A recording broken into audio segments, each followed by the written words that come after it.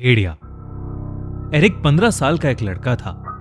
उसकी मां की 2 साल पहले ही एक कार एक्सीडेंट में डेथ हुई थी। उनके गुजरने के बाद एरिक बहुत मायूस हो गया था। एरिक के डैड की नाइट शिफ्ट होने की वजह से वो उसके साथ ज्यादा वक्त नहीं गुजार पाते थे। एरिक ने धीरे धीरे अपने दोस्तों से भी बात करना बंद कर दिया था। एरिक अपनी क्लास में अकेला बैठकर बस अपनी किताब में ड्राइंग्स बनाता रहता था। पर एक दिन एरिक के साथ कुछ ऐसा हुआ जिसने उसकी जिंदगी बदल दी। उस दिन एरिक की क्लास में एक नया स्टूडेंट माइकल एडमिट हुआ था। माइकल दिखने में एक बहुत ही शर्मीला सा लड़का था। उसके ब्राउन बाल उसके पूरे माथे को ढके हुए थे और उसकी नीली आंखें उसके बालों के बीच से चमक रही थीं। माइकल की इंट्रोडक्शन के बाद वो एरिक के साथ आकर बैठ गया। माइकल एरिक से बात करने की कोशिश करने लगा, पर एरिक किसी से बात नहीं करता था। वो माइकल को इग्नोर करके अपना सर झुकाकर अपनी किताब में ड्राइंग बनाने लगा। थोड़ी देर में स्कूल खत्म होने की घंटी बजी और सभी बच्चे अपने अपने घर जाने लगे। एरिक भी अपनी साइकिल पर स्कूल से बाहर निकला कि तभी उसने देखा स्कूल गेट के बाहर कुछ लड़के माइकल को बुली कर रहे थे। माइकल ने एरिक को देखते ही उसे मदद के लिए बुलाया, पर एरिक ने उस पर ध्यान नहीं दिया और अपनी साइकिल लेकर वहां से चला गया। लेकिन कुछ दूर पहुंचकर एरिक को बहुत बुरा लगने लगा। उसके दिमाग में बार बार मदद मांगता हुआ माइकल आ रहा था। वो वापस स्कूल गया, लेकिन वहां पहुंचकर उसने देखा कि वहां कोई भी नहीं था। तभी एरिक को माइकल अपनी साइकिल से एक रास्ते पर जाते हुए दिखाई दिया। उसके पीछे वही लड़के लगे थे जो उसे बुली कर रहे थे। एरिक भी माइकल की मदद करने के लिए उसके पीछे चला गया। साइकिल चलाते चलाते वो एक ऐसे रास्ते पर आ गया था जिसके दोनों तरफ जंगल था। एरिक को लगा कि शायद वो भटक चुका है और उसने वापस मुड़ने का सोचा। लेकिन वो जैसे ही मुड़ने लगा, उसे जंगल की एक तरफ से थोड़ी हलचल सुनाई दी। एरिक ने उस तरफ नजर उठाकर देखा तो रोड के साइड पर लगी झाड़ियां बहुत जोर जोर से हिल रही थीं। एरिक हिम्मत करके उन झाड़ियों के पास गया तो उसकी रूह कांप गई। उसने देखा कि एक बहुत ही भयानक दिखने वाला भेड़िया एक इंसान को नोच नोच कर खा रहा था। ये देखकर एरिक का शरीर बिल्कुल सुन्न पड़ गया था। उसने ध्यान से देखा तो वो शरीर जिसे वो भयानक भेड़िया चबा रहा था वो किसी और का नहीं बल्कि उसी लड़के का था जो स्कूल के बाहर माइकल को बुली कर रहा था। एरिक धीरे धीरे पीछे जाने लगा कि तभी उसका पैर नीचे पड़ी एक सूखी टहनी पर जा लगा, जिससे एक जोर की आवाज हुई। उस आवाज को सुनते ही वो भेड़िया पीछे मुड़ा और सीधा एरिक के ऊपर झपट गया। एरिक अपना पूरा जोर लगाकर खुद को उस भेड़िए से बचाने की कोशिश कर रहा था कि तभी उस रोड पर से एक कार गुजरी और वो भेड़िया अचानक एरिक को छोड़कर जंगल की तरफ भाग गया। एरिक तुरंत खड़ा हुआ और घबराई हुई हालत में वहां से अपनी साइकिल लेकर भाग गया। उसने जल्दी से जाकर पुलिस को इन्फॉर्म किया और पुलिस को लेकर उसी जगह पर पहुंच गया। पर ना तो अब वहां पर कोई भेड़िया था और ना ही किसी की बॉडी।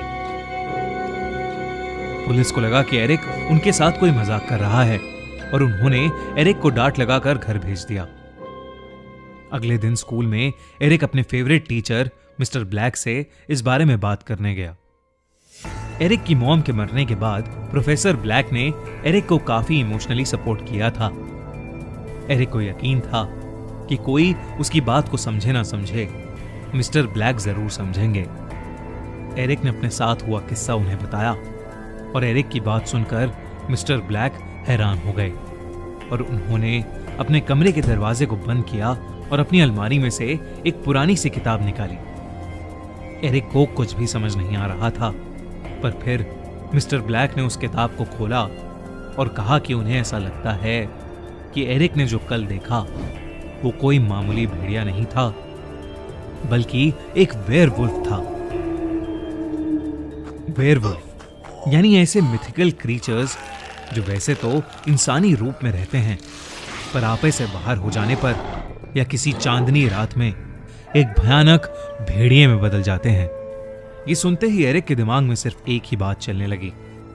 वो माइकल के पीछे उस रास्ते पर गया था और जो बच्चा कल मारा गया वो माइकल को ही बुली कर रहा था। ये सब सोचकर एरिक को लगने लगा कि माइकल एक वेयरवुल्फ है और उसी ने कल उस पर हमला किया था। उस दिन के बाद से लगभग हर दिन लोगों के लापता होने की खबर आने लगी। एक दिन मिस्टर ब्लैक ने एरिक से कहा कि उन्हें उस भेड़िए को मारना होगा।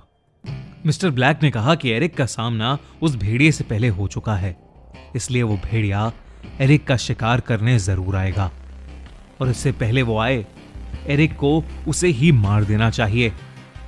स्कूल के बाद एरिक मिस्टर ब्लैक के साथ उनके घर चला गया। मिस्टर ब्लैक ने उसे पीने के लिए कॉफी दी, लेकिन उस कॉफी को पीते ही एरिक को चक्कर आने लगे और उसे सब धुंधला धुंधला दिखने लगा। उसने देखा कि मिस्टर ब्लैक अपने बेडरूम की तरफ जा रहे हैं। बाहर बहुत रात हो चुकी थी और चांद भी नजर आने लगा था। एरिक बेहोशी की हालत में यह सब देख ही रहा था कि अचानक से एरिक को मिस्टर ब्लैक के बेडरूम से एक जोर की आवाज आई। एरिक तुरंत उठकर बेहोशी की हालत में उनके कमरे के दरवाजे पर गया। दरवाजा अंदर से लॉक था।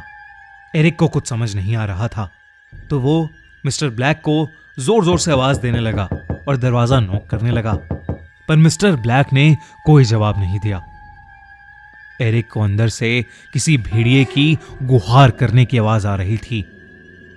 एरिक ने की होल से जैसे ही कमरे के अंदर झांका तो उसके होश ही उड़ गए। एरिक की आंखों के सामने मिस्टर ब्लैक की रीढ़ की हड्डी गोल हो गई और उनके पूरे शरीर पर बड़े बड़े बाल उगने लगे। उनका मुंह लंबा होने लगा और दांत एक जानवर जैसे बड़े हो गए। कुछ ही सेकंड्स में मिस्टर ब्लैक उस खूंखार भेड़िए में बदल चुके थे। एरिक समझ गया था कि वो वेयरवुल्फ माइकल नहीं बल्कि मिस्टर ब्लैक ही थे, पर इससे पहले कि वो कुछ कर पाता, मिस्टर ब्लैक ने दरवाजा तोड़ते हुए एरिक पर हमला कर दिया। वो एरिक को नोचने लगे और एरिक दर्द में अपना हाथ इधर उधर मार रहा था कि तभी उसके हाथ में मिस्टर ब्लैक का लाइटर आ गया। एरिक ने जैसे ही वो लाइटर जलाया वो भेड़िया पीछे हट गया। एरिक ने आसपास की सारी चीजों को जलाना शुरू कर दिया।